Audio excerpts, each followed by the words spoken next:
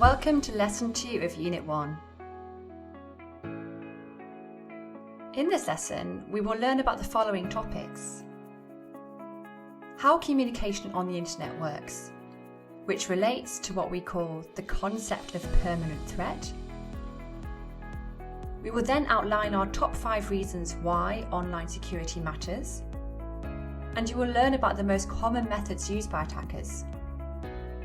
You will then be able to explain how this relates to you. And lastly, we will demystify a number of misconceptions regarding online security. Ready? Let's go! The internet is basically a worldwide network of connected computers. There are 4 basic types of devices used for internet communication. End devices include computers, laptops, mobile phones, or any other connected device like a smart TV which is used to access the internet.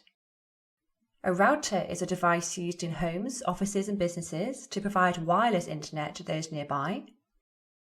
And unlike routers that largely operate locally, gateways connect networks across different providers and countries.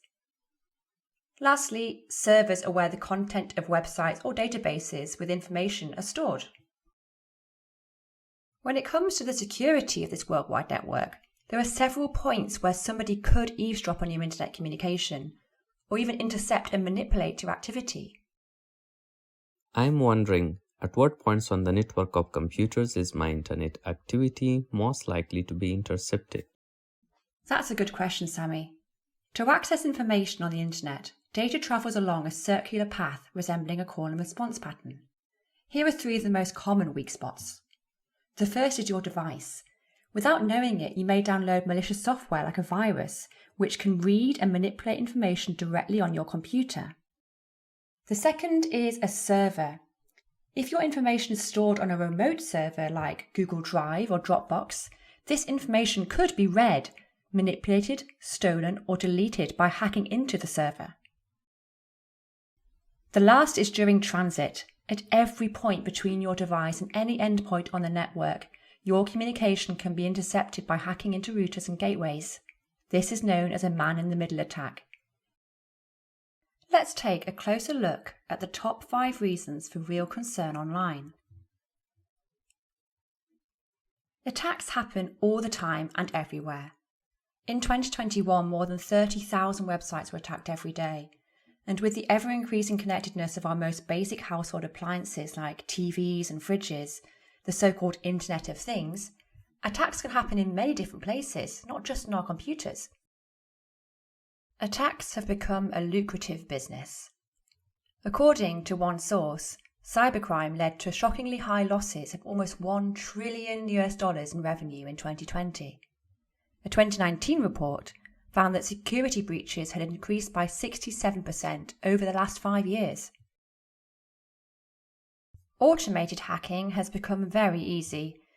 In the early noughties, a virus known as the script kiddie was sent out via email with the subject line, "I love you."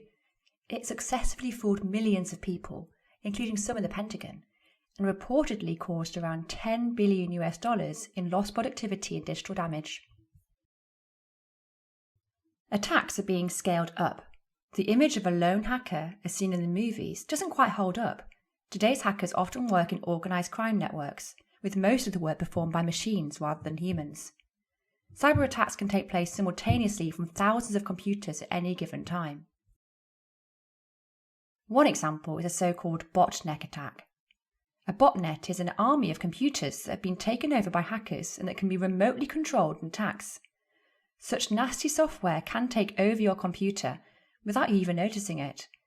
So it might happen that your computer plays an active role in a security attack without your knowledge. Our data is everywhere, and attackers know it. As the internet has become an ever more central part of our social and professional lives, more and more of our data is available online.